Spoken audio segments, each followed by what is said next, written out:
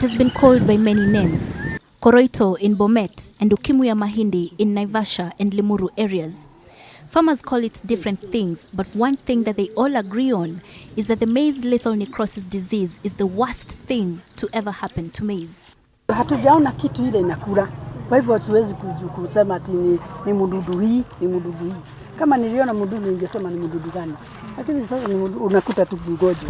Tunaona hakuna mdudu. What you can actually see here is a typical symptom of the MNLD disease, where you have premature drying of the cob. And actually you can actually see, for example, this cob here has almost no grain at all. And this is because the disease actually affects the whole physiology of the plant. You don't get any pollen forming from the stamens, and so you don't get any fertilization. And once you don't get any fertilization, that what means is that no grain develops. And this is actually what you see, and this is what most farmers will see after the disease. This is exactly what they're going to be harvesting. Now behind me here, this is the first stage of the disease, whereby you can see the crop is still green, but then the leaves are starting to show signs of yellowing. And then from there you go to the next stage where the leaves are starting to dry. And actually that is the stage where many farmers realize that the disease in their crop is maize lethal necrosis disease. Until finally over here, just across this way, this is the final stage of the maize lethal necrosis disease, whereby if you look at the crop, there's barely anything. The crop literally dries completely until eventually it dies. It took a while from the time the disease was first observed before scientists figured out what it was. A combination of two viruses, the maize chlorotic mottle virus and the sugarcane mosaic virus. There was a study to compare how does this strain, MCMV especially, one of the pathogens, how does it compare to the strain in USA and in Africa and in Thailand and in China. And then when you actually evaluate materials, MCMV resistant materials, bring them to Naivasha and see them, that is the final proof that all those materials which are otherwise very resistant in US, you bring them here, subject them to artificial inoculation, they completely die like this. You're always afraid not just only of climate change, but also of new diseases coming in, and especially viruses, because viruses cannot be controlled in a chemical way.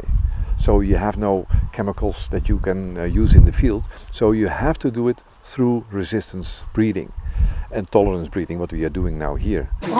Although Bomet County in Kenya is ground zero for the maize lethal necrosis disease, it has spread to 8 other African countries, including Tanzania, Uganda, Rwanda, and the DRC. The amount of the percentage yield loss on a national scale after survey of 15 counties in Kenya is 23% average yield loss across Kenya. And that translates to almost $110 million.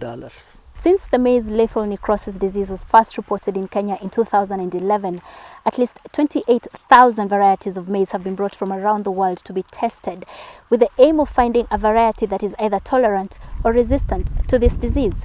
Now, this is the MLN research facility in Naivasha, and all the maize you see here has been infected with the MLN. But when you look in front of me here, this maize is already turning yellow, showing signs of the disease, while this one next to it is still green. Now, this here is the tolerant variety compared to this one.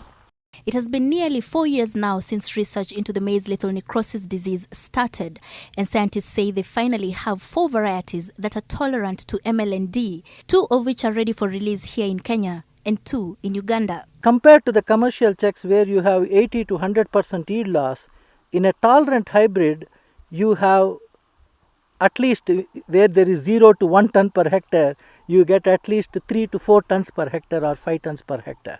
The Kenyan tolerant varieties have been named H12 ML and H13 ML, but they are only suitable for mid-altitude areas such as Naivasha, Nakuru, the Eastern Rift Valley, and all other areas that are between 16 and 1700 meters above sea level. At the moment, there's no variety that shows 100% resistance to MLN yet, but the researchers are hopeful that by the end of this year, at least 5 tolerant varieties will have been released to farmers across the region, and a total of 20 by the end of next year.